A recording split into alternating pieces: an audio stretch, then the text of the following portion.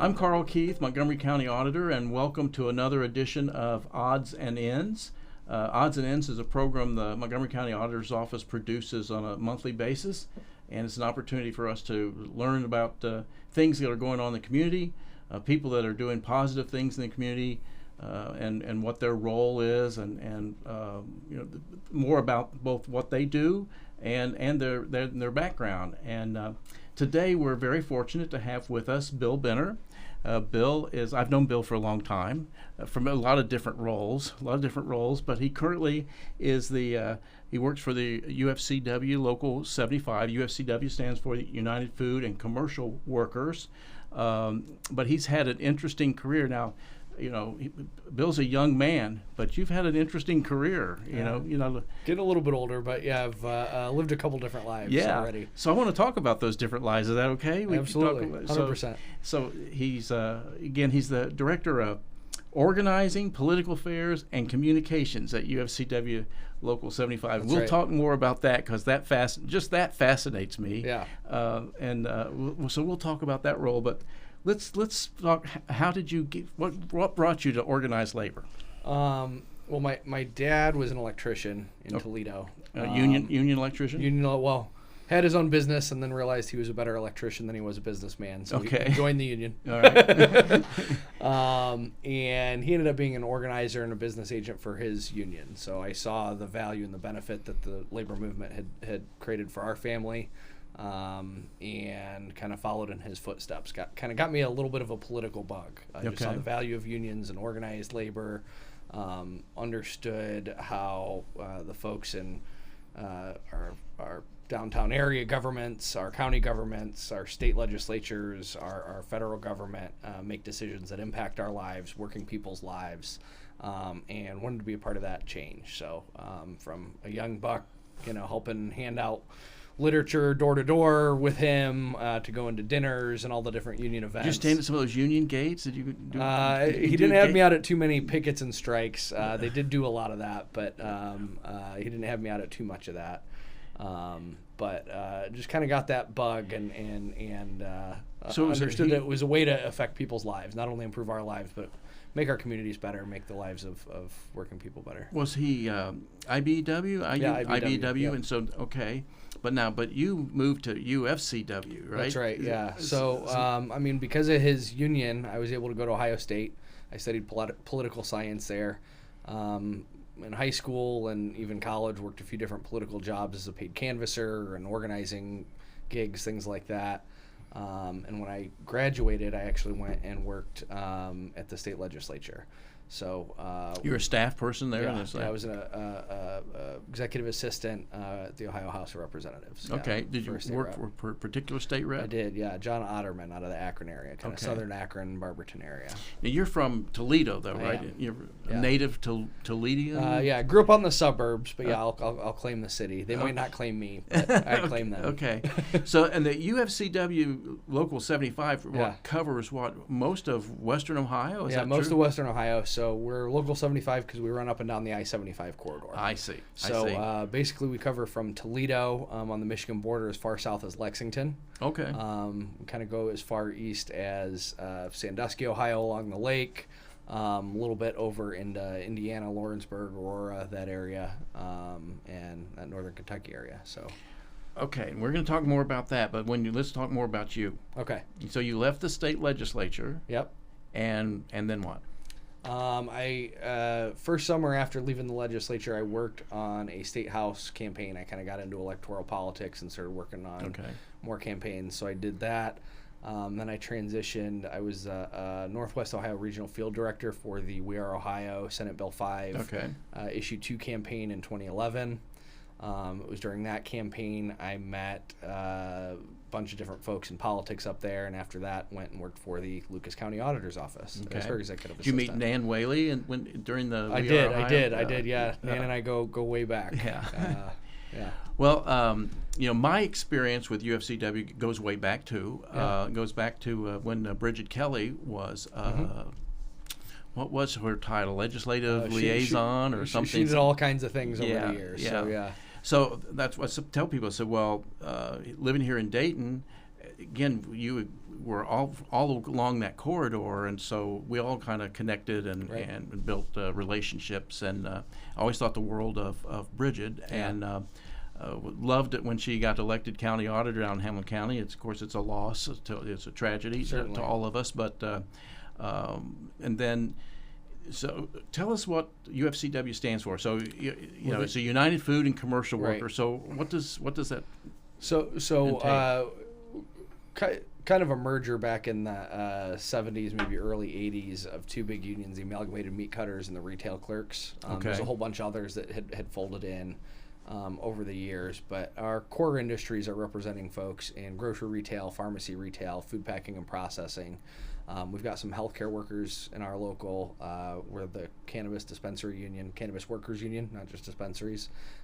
We really believe that cannabis workers deserve a union from seed to sale. Okay. Is kind of the phrase that we coin. We've got hospitality. From seed to sell. Okay. That's right. Seed to sale. Yep. All the way from growing it to when it gets into a consumer or patient's hand. For a medical patient. So. Okay. Did you work? But you've been basically in government, and then you never worked in a grocery store or anything like that. No, I didn't. I worked in some restaurants and stuff through college when I was younger. Similar, but not quite the same. No, I got hired with UFCW coming off of working for the county auditor as an organizer. So they saw my organizing skills and put me to work organizing up in our Toledo office. Okay, yeah. Some of my first jobs in high school and everything, I worked as a cart boy. Okay. In grocery store, picking up the carts and organizing the carts, and I keep telling my wife whenever I retire, and I don't know I don't think that's going to happen anytime soon, but whenever I retire, that's what I want to go back to do. I want to go back to being a cart boy. What a great job that was. Yeah. To this day, when you go there and you see someone just let their cart sit out in the parking, like, oh no, you can't do that. Drives me nuts. You worked in the county auditor's office. Yeah. And so that's another interesting tidbit here, is that connection that you. And how long were you in the Lucas County? So that's Toledo. Yeah. So that would have been probably right around 2 years. Okay. I was the auditor's executive assistant. Okay. So kind of handled. Well, we all need one of those. That's right. Handled her day-to-day stuff, scheduling, planning meetings, coordination of that, kind of the liaison with her chief of staff and other directors and that kind of stuff. So I've had a number of executive assistants in my career. This is my 25th year as county auditor, by the way. Congratulations. 25th year, and I've gone through 5 executive assistants during that time. Yeah, wow. And I'm really proud of all 5 of them and where they've gone. I tell people that one of my executive assistants went on to run for governor of Ohio. So I'm really proud of him. But it's an important responsibility, and you learn a lot about county government, and you learn a lot about how to work with people, which I'm sure has served you well with the UFCW. 100%. You have a title of Director of Organizing, Political Affairs, and Communications. Gosh, what else is there? We've got servicing, we've got bargaining. I do also do both of those things, but I'm in charge of our organizing, communications, political affairs. Yeah. So, and how many members are in? So right now we're about 27,000 in our local. That's a big group. Yeah, that's a big group. We're very big. I think we're the biggest local union in the state of Ohio, even with just when you take out Kentucky and Indiana membership. Well, like I said, I was a cart boy, and then went on to school. But I had friends I went to high school with that worked in the grocery store, a number of grocery stores, and those have always been great jobs. Yeah, I tell people those were great jobs for my friends. Partly they paid good wages, and they had good benefits, and they were good union jobs. That's right. They were good union jobs. So that's right. I'm assuming that's that's your mission, right? Yeah. It's really improved the lives of not only our members but our communities through collective bargaining and collective action, trying to increase wages and benefits. I think a lot of our, especially grocery and pharmacy retail employers that we have under contract, you get benefits at those places you don't get in other retail settings. Right. Even part-time, you get paid vacations. You get access to health care benefits that are affordable and usable for families. You get access to a pension, get vested after 5 years. Oh. A half joke, but it's more real than should be made light of. But a lot of our members come to work thinking, oh, this is going to be a summer job. Oh, I'm just going to do this for a little while while I'm in high school or whatever, and go on and do something else. That's the way it was with my friends. Yeah, and then sometimes life happens, and you end up staying there. Right. And we're proud to say that a lot of those jobs are jobs that people can end up making careers out of with the benefits and pay increases that you're getting, things like that. So contribute to the community. I mean, it's 100%. You've got people with good paying jobs and good benefits. They're in the community. They can raise their family, and I mean that's what you're all about, right? That's right. Trickle up economics. Triple up economics. I like that. I like that. So what are your specific responsibilities then? So I oversee a lot of different things. So I've got a territory of stores that I service currently. Oversee all of our organizing activities. So I'm trying to bring unions to folks that don't have one within our core industries and outside of, but we focus mostly on our core industries. So helping workers get a union contract in their work site is kind of the bulk of my organizing role. I've got a great communication specialist who you may know. I do. Yeah. Former auditor employee. Auditor employee here in Montgomery County. You raised the best. Speaking of your former governor candidate, former executive assistant, you've got some great talent coming out. But we really kind of oversee all of our communications. So we've got a mobile app that we use that our members have that we run and service, creating handbills and flyers to go out to membership about different events we're doing. We're started a podcast as well. Yeah. And so the young man you're talking about used to do this, but used to produce this podcast for us. Yeah, that's right. That's right. So. Those are kind of, and then our political affairs. So whether it's screening candidates for endorsement or getting involved in issue campaigns, training membership on the importance of how elections and those that are elected to office affect their day-to-day lives. We don't always see it, but it is happening. And so that's kind of the other role of that political affairs. We have 30,000 members, right? And 30,000 members. They have 30,000 families there, and that's right. And extended network of, and so you're in a position to have a lot of influence in the state. That's right. And particularly influence over the industry that you're talking about. Yeah, well, and that's one thing I always talk about with our union. We're in literally every corner of every community in our jurisdiction, because whether you live right next to the Kroger store or a few minutes out, I mean, you are living in and involved in the community that you're in, raising your families there. And that's one of the things that really kind of moved me to UFCW. You've been there now since 2014? 2014, yeah. Did you think you'd stay there this long? What's today's date? Just hit 11 years. Okay. I didn't know. I knew I was looking to get out of electoral politics. You didn't go too far. Didn't go too far, but a little bit more steady than a campaign cycle. And went back to my roots. Talked about my upbringing with my dad and why I got involved in politics in the first place. And when I found out UFCW was hiring an organizer, I said, what better way to kind of really get into the stuff that I care most about.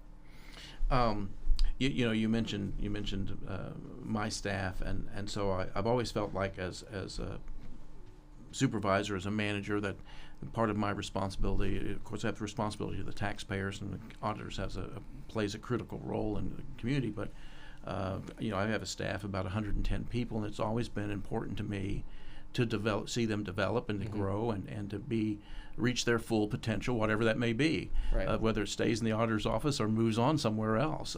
And so I feel like it's kind of what you do. Right. You're trying to develop people and try to make sure that they reach their full potential and are able to contribute to the community.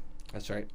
100%. There's a lot of things that our union offers that people don't know about, whether it's our scholarship programs, free foreign language classes, GED programs, to really try and help people seek whatever they're looking for in life. Tomorrow we're doing our Kings Island Day. We do a lot of fun events as well, okay. Right? It's hard out there right now with inflation and things like that.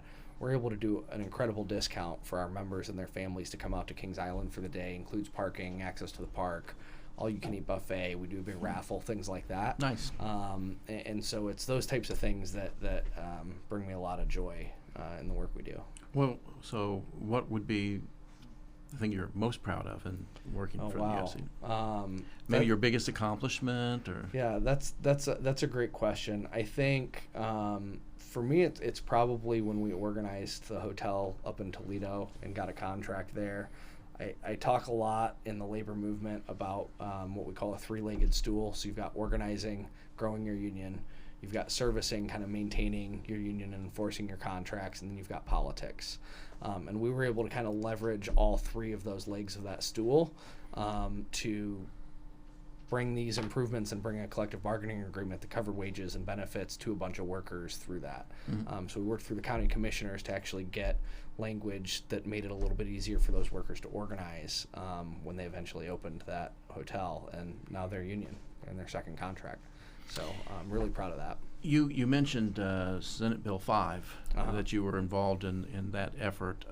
Massive effort. Right now there's a group out there that's organizing, trying to get a referendum on the ballot to eliminate property taxes altogether. Right. And as we were talking about that group and what they're trying to do to collect 415,000 good signatures, right? And it reminded me of the Senate Bill 5 effort. Right.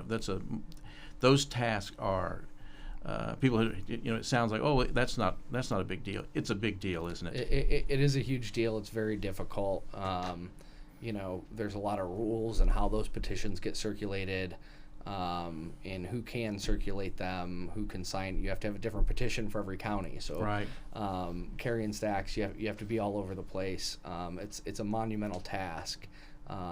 When you think that we turned in like 1.3 million, right. over 1.3 million signatures, the Secretary of State's office at the time was having to have the engineer do calculations to make sure they could hold the weight of all the petitions we were about to deliver to them. Monumental effort, and I think that citizen referendum is crucial to democracy in our state. And so we've been talking about a few of those in the past. The Senate Bill 5 one, the marijuana issue, the gambling right. issue. So there's been a number of those we've seen, and those aren't easy. No. Those aren't easy. There's no guarantees that they'll get on the ballot or when they'll get on the ballot. No, it's a lot of hard work, and while I am super proud of that accomplishment, it wasn't me. I couldn't have done that anywhere near myself. There was so many good people across the state working on it. Rank and file union members coming out and trying to exercise their rights. It was just a phenomenal experience, for sure. Because that's a big part of what you do too, is to protect collective bargaining rights in general, right? That's right. And that's important. And sometimes those things get under attack. Absolutely. Unfortunately, there are people that want to come after organized labor. We're the problem. I'm not sure how less than 10% of the country is the problem with why everything's wrong, but that's some people's opinion. It also just shocks me that it's the only proven way to grow the middle class is through union density, having more people in unions, right. And they still come after us. Right. And I think that lends a really good vision into where they're coming from and what their ideology is. Let's talk about the cannabis industry, right? Yeah. You mentioned it earlier, and there is a dispensary on Wayne Avenue downtown Dayton. Guaranteed dispensary. Okay. So, and I've seen some pickets out there sometimes of what's going on there. So especially in a new industry, but you see this in all industries, but especially in a newer industry, you see a lot of bad actors trying to get in. I was very hopeful at the start that this employer would be willing to negotiate a fair contract with these workers in a timely manner. Unfortunately, they have not been. They've got out-of-state ownership in Chicago that has violated workers' rights time and time again. We just recently reached a settlement with the company over 3 terminated workers that includes over a year's worth of back wages. So they are organized then? So they are organized. We're in negotiations for a first contract. Okay. And the company has gone so far in violating workers' rights that we filed charges. We've got other charges out where they've illegally terminated workers. Okay. And it kind of push came to shove where we said we got to take this public and we got to put more pressure on them than just at the bargaining table. Okay. So that's why I've seen people out there. That's right. Yeah. Okay. I know for one of my responsibilities as auditor is I oversee our weights and measures program, our weights and measures inspectors, and so we have a natural connection then with some of your members. We're in these grocery stores and checking scanners and checking scales, and so we spend a lot of time with your membership. Fuel centers. And fuel centers. Yep. Doing the gas pumps. But we also have been trained to do the scales at these dispensaries too, and some of my colleagues don't want to do that, but we've been doing that as well. So excellent. Yeah. Well, it's a vital service because especially when you're taking an industry like that out of the black market into the sunlight, it's important that you've got those safety measures for the consumer, for the customer base that you didn't have in the illicit market. Right. We of course take that responsibility really seriously, but with the scales and with the scanners and with the fuel pumps means a lot to us. Right now Senator Blackshear has introduced a bill that would give auditors the ability to check for fuel quality. Okay. And so that's something I've pushed for a long time, and because we've had some problems here in our county with those issues. Never had any problems really. I always tell people, the Krogers and the Myers and the Speedways, these places have their pumps are pretty well secured, and so we haven't.